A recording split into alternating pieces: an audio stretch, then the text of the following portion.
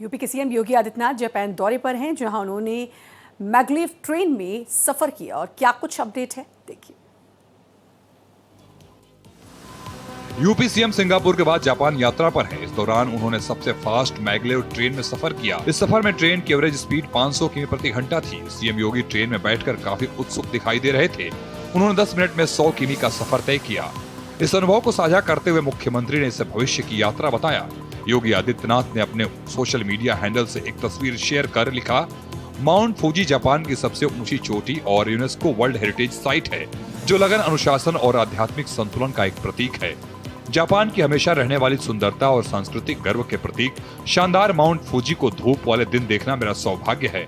मुख्यमंत्री योगी आदित्यनाथ जापान यात्रा के दूसरे दिन यामानाशी प्रांत में ग्रीन हाइड्रोजन प्लांट का दौरा भी किए। योगी ने पानी से हाइड्रोजन और बिजली बनाने की तकनीक को समझा। टोक्यो से यामानाशी जाते हुए तुलसी नाम की एक साध्वी अपने साथियों के साथ योगी से मिली। बता दें कि मुख्यमंत्री योगी आदित्यनाथ 22 फरवरी से सिंगापुर और जापान के दौरे पर हैं, जो उनके 9 साल के कार्यकाल की दूसरी विदेश यात्रा है। केंद्रीय कृषि मंत्री शिवराज सिंह चौहान वाराणसी पहुंचे, जहां उन्होंने काशी विश्वनाथ मंदिर में दर्शन पूजन किया। केंद्रीय कृषि मंत्री शिवराज सिंह चौहान ने गुरुवार को वाराणसी पहुंचकर श्री काशी विश्वनाथ मंदिर में दर्शन पूजन किया। इस अवसर पर उन्होंने देश की सुख समृद्धि की कामना की और सभी से विकसित भारत के निर्माण में योगदान देने की अपील की। शिवराज सिंह चौहान ने कहा कि भगवान शिव सभी पर कृपा और आशीर्वाद की वर्षा करें, जिससे हम एक गौरवशाली और विकसित भारत का निर्माण कर सकें। मंदिर में दर्शन के बाद शिवराज सिंह चौहान ने होली के पर्व पर शुभकामनाएं भी दी। उन्होंने कहा कि होली रंगों और खुशियों का त्योहार है। केंद्रीय कृषि मंत्री शिवराज चौहान अपने 2 दिवसीय दौरे पर वाराणसी पहुंचे। वाराणसी एयरपोर्ट पे उनका भारतीय जनता पार्टी के कार्यकर्ताओं ने स्वागत किया। तत्पश्चात वह वहां से निकले तथा बाबा काशी विश्वनाथ का दर्शन पूजन किया। सामाजिक एवं राजनीतिक बातों पे बात करते हुए उन्होंने कहा कि होली की सभी को शुभकामनाएं। होली एक ऐसा त्योहार है जब लोगों को द्वेष मिटा देता है। साथ ही साथ राजनीतिक मुद्दों की अगर बात करें तो राजनीतिक बातों से तथा धार्मिक बातों से वह कतराते हुए नजर आए।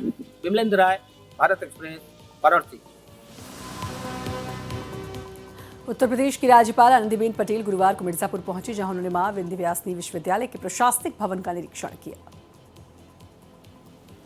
आनंदीबेन पटेल ने गुरुवार को मिर्जापुर जनपद का दौरा किया। वे निर्माणाधीन मां विंध्यवासिनी विश्वविद्यालय परिसर में बने हेलीपैड पर सुबह 11:03 पर पहुंची। वहां से सीधे मां विंध्यवासिनी विश्वविद्यालय के प्रशासनिक भवन पहुंचकर निरीक्षण किया। 20 मिनट के निरीक्षण के दौरान निर्माण कार्य को समय पर पूरा करने को कहा। इसके बाद गर्ल्स हॉस्टल देखने पहुंची।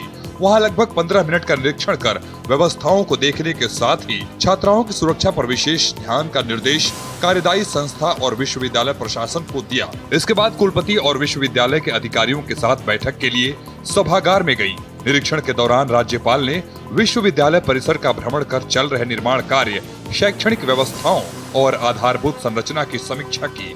उन्होंने अधिकारियों से कार्य की गुणवत्ता बनाए रखने के साथ साथ तय समय में ढंग से निर्माण पूरा करने के निर्देश दिए। दौरे के दौरान राज्यपाल ने परिसर में वृक्षारोपण किया और पर्यावरण संरक्षण का संदेश दिया। Bureau report, Bharat express. Rajasthan की भजनलाल कैबिनेट ने बड़ा फैसला लेते हुए एक ऐसा कदम उठा लिया जिसके बाद इसकी चर्चा पंचायत चुनाव के बीच काफी होने लगी है। सरकार का ये फैसला प्रदेश की स्थानीय राजनीति की पूरी तस्वीर बदल देगा।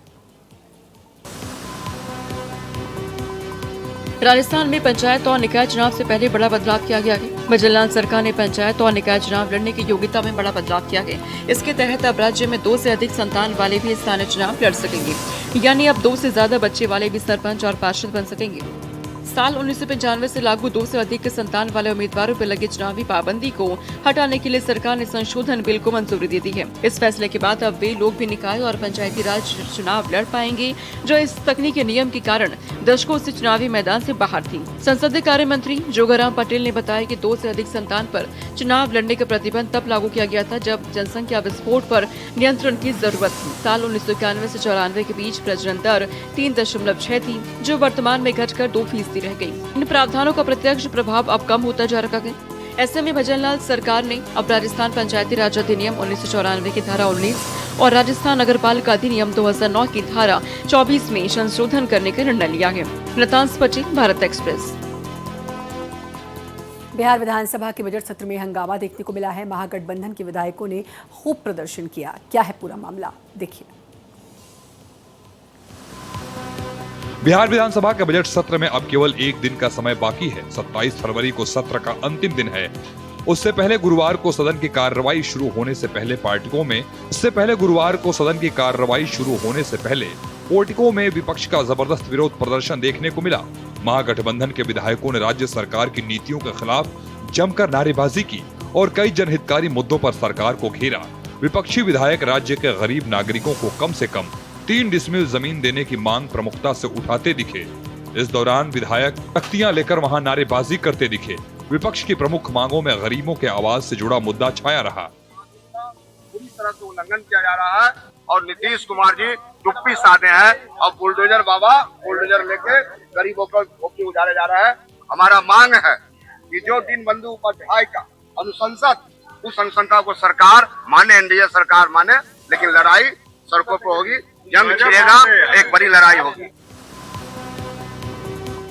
ग्वालियर के डबरा में गौ सेवक और हिंदू संगठन का हंगामा देखने को मिला। क्या है पूरा मामला, देखिए। ग्वालियर के डबरा में गौ सेवक और हिंदू संगठन का हंगामा देखने को मिला। डबरा के किलारी के पास एक गोवंश के बछड़े का कटा हुआ सिर मिला। इस घटना की जानकारी मिलते ही बड़ी संख्या में गौ सेवक और हिंदू संगठन के सदस्य मौके पर पहुंच गए। सूचना पर पुलिस बल भी मौके पर पहुंची। एसडीओपी सौरभ कुमार सिटी, थाना प्रभारी संजय शर्मा पुलिस बल के साथ पहुंचे और लोगों को शांत कराने का प्रयास किया। पुलिस ने बछड़े के सिर को जब्त कर पोस्टमार्टम के लिए भेजने की बात कही, लेकिन प्रदर्शनकारी नारेबाजी करते हुए धड़ खोजने की मांग पर अड़े रहे, जिसके बाद हंगामा बढ़ गया। गौ सेवकों ने प्रशासन को गुरुवार सुबह 11 बजे तक का समय दिया है। चेतावनी दी है कि यदि कोई आरोपी नहीं पकड़े गए और धड़ नहीं मिला तो डबरा बंद कर दिया जाएगा। बाद में बछड़े के सिर को पशु अस्पताल ले जाया गया। इसके बाद प्रदर्शनकारी परशुराम चौक पर जमा हो गए, जहां काफी देर हंगामा और नारेबाजी चलती रही। मामले की गंभीरता को देखते हुए आसपास के थानों से भी अतिरिक्त पुलिस बल डबरा बुलाया गया। पुलिस ने इस मामले में अज्ञात व्यक्ति के खिलाफ अपराध दर्ज कर लिया है और जांच जारी है, जिसकी पूरी जिम्मेदारी प्रशासन की होगी। ग्वालियर से मनोज चौबे की रिपोर्ट। छत्तीसगढ़ के कोरिया में एसीबी का बड़ा एक्शन देखने को मिला। फर्जी केस में फंसाने की धमकी देकर रिश्वत लेने वाले पुलिस वालों पर शिकंजा कसा है। कोरिया जिले के बचरापोड़ी पुलिस चौकी में एंटी करप्शन ब्यूरो ने बड़ी कार्रवाई की है, जहां पदस्थ चौकी प्रभारी ने एक व्यक्ति को फर्जी मामले में फंसाने की धमकी देते हुए 50,000 रुपयों की मांग की थी। टीम ने चौकी प्रभारी की जेब से केमिकल लगे 25,000 रुपए मौके पर ही बरामद कर लिए। सत्येंद्र प्रजापति को किसी फर्जी मामले में फंसाने की धमकी देकर चौकी प्रभारी अब्दुल मनाफ ने 50,000 रुपए की रिश्वत मांगी थी। उनके साथ एएसआई ध्रुव प्रसाद यादव भी शामिल था। पीड़ित सत्येंद्र ने एसीबी में ये शिकायत की थी। मामले में जांच और रिकॉर्डिंग के बाद एसीबी ने पुलिस अधिकारियों को रंगे हाथ पकड़ने का प्लान बनाया और बचरापौड़ी चौकी प्रभारी उप निरीक्षक अब्दुल मनाफ को 25,000 रुपए रिश्वत लेते रंगे हाथों गिरफ्तार किया गया।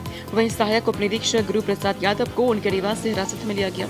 दोनों के खिलाफ भ्रष्टाचार निवारण अधिनियम की धाराओं 7 और 12 के तहत अपराध दर्ज किया गया है। एसीबी अंबिकापुर ने दोनों आरोपियों को विशेष न्यायाधीश भ्रष्टाचार निवारण अधिनियम वेंकटपुर की अदालत में पेश किया। इस कार्रवाई के बाद पुलिस अधीक्षक कोरिया ने दोनों अधिकारी उप निरीक्षक अब्दुल मनाफ और सहायक उप निरीक्षक गुरु प्रसाद यादव को निलंबित कर दिया। दीपक सिंह चौहान, भारत एक्सप्रेस। फिरोजाबाद के एक प्राइमरी स्कूल में बच्चों की झाड़ू लगाने का वीडियो सामने आया है, जिसने शिक्षा व्यवस्था पर कई सवाल खड़े कर दिए हैं।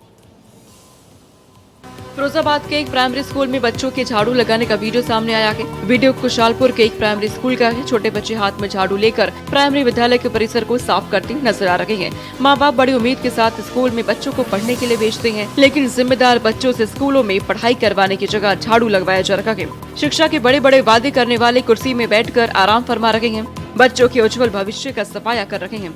स्कूल परिसर में खड़े सभी बच्चे कह रहे हैं कि यहाँ तो मैडम रोज लेट आती हैं और स्कूल का ताला हम ही खोलते हैं। और रही बात झाड़ू लगाने की, तो हम सभी हर रोज इस स्कूल में झाड़ू लगाते हैं। सोचिए जरा, ये नन्हे हाथ जो आने वाले समय में अपने साथ देश का भविष्य निर्धारित करेंगे, उनसे झाड़ू लगवाई जा रही है। और ये आलम सिर्फ एक दिन का नहीं है। हर रोज बच्चे इसी तरह से उम्मीदों का बस्ता लिए अपने कंधे पर स्कूल पहुँचते हैं और यहाँ आकर अपने भविष्य को आकार देने की बजाय स्कूल की साफ सफाई करते हैं और जिम्मेदार बस आंखें मूंदे कुर्सी पर आराम फरमाते हैं। इससे भी खास बात ये है कि ये दशा सिर्फ एक स्कूल की नहीं है। ऐसे कई वीडियो सामने आ चुके हैं। अब सवाल ये खड़ा होता है कि आखिर स्कूलों की ये तस्वीर कब बदलेगी। विष्णु कुमार, भारत एक्सप्रेस। मुजफ्फरनगर में खाद्य विभाग की बड़ी कार्रवाई देखने को मिली है। आगामी त्योहारों को देखते हुए विभाग अब मिलावटखोरों पर शिकंजा कस रहा है। मुजफ्फरनगर में खाद्य विभाग की बड़ी कार्रवाई देखने को मिली। आगामी त्योहारों को देखते हुए खाद्य विभाग अब सड़कों पर उतरकर मिलावटखोरों पर शिकंजा कस रखा है। बुधवार को खाद्य विभाग की टीम ने कई जगहों पर छापेमार कार्रवाई की। टीम ने क्लासिक स्वीट्स पर 250 किलो सफेद रसगुल्ले, 5 किलो मावा और 5 किलो बूंदी की लड्डू के साथ भैंसा रेड्डी गाँव में 280 किलो मावा नष्ट किया है। ये सामग्री पूरे तरीके से खराब पाई गई। जानकारी देते हुए मुजफ्फरनगर खाद्य अधिकारी अर्चना धीरान ने बताया कि इस समय होली पर विभाग की तरफ से विशेष अभियान चलाया जा रहा है, जिसके अंदर जगह जगह खाद्य प्रतिष्ठान पर निरीक्षण किए जा रहे हैं और जरूरत पड़ने पर कार्रवाई की जा रही है। इस समय होली पर विभाग की तरफ से विशेष अभियान चल रहा है, जिसके अंतर्गत जगह जगह खाद्य प्रतिष्ठानों पर निरीक्षण किए जा रहे हैं और जरूरत पड़ने पर आवश्यकता अनुसार कार्रवाई की जा रही है। अभी तो इस समय हम चरथावल में हैं, तो चरथावल में हमने 2 स्वीट शॉप्स पर सैंपल लिए हैं और जैसे ही नमूने पास आते हैं तो कोई दिक्कत नहीं, बट यदि फेल आते हैं तो उनका जांच होने के बाद यदि फेल आते हैं नमूने तो उस पर केस दायर होते हैं। रांची के स्टेट हैंगर में हुए विमान हादसे के बाद कई सवाल खड़े हो गए हैं। मरीजों को ले जाने वाली एयर एम्बुलेंस पर गंभीर आरोप लगे हैं। रांची के स्टेट हैंगर से मंगलवार को एयर बर्ड कंपनी का एक विमान झारखंड के 6 लोगों को लेकर उड़ान भरता और 15 मिनट बाद ही चतरा के सिमरिया इलाके के जंगल में क्रैश हो जाता है। दरअसल झारखंड सरकार राज्य के लोगों को एयर एम्बुलेंस की सेवा 50% की सब्सिडी पर देती है, लेकिन मंगलवार को जो विमान क्रैश हुआ उसने इस सब्सिडी पर मरीज को ले जाने से साफ मना कर दिया था। राज्य सरकार का सब्सिडी के लिए करार इसी विमानन कंपनी से है जो क्रैश हुआ। अब सवाल ये है कि जब कंपनी ने 30% से अधिक वर्ण का बहाना बनाकर मरीज को दिल्ली ले जाने से इनकार कर दिया तो 8 लाख की राशि लेकर जाने से कैसे तैयार हो गया। चतरा में एयर एम्बुलेंस के क्रैश होने और उसमें 7 लोगों की मौत के बाद राज्य में ये सवाल जोर पकड़ रहा है कि क्या राज्य बर्न हॉस्पिटल के रूप में या बर्न हॉस्पिटल दे पाने में सक्षम नहीं है। इस बात को सत्ता पक्ष के लोग भी स्वीकार कर रहे हैं कि बर्न केस में झारखंड के अंदर अच्छे इलाज की व्यवस्था नहीं है। भारत एक्सप्रेस के लिए कैमरामैन धर्मेंद्र के साथ मधुकर आनंद, रांची।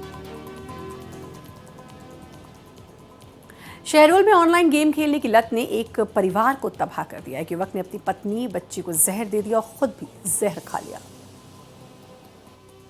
शहडोल में ऑनलाइन गेम खेलने की लत ने एक परिवार को तबाह कर दिया। शंकर गुप्ता नामक व्यक्ति को ऑनलाइन गेम खेलने की लत लग गई थी।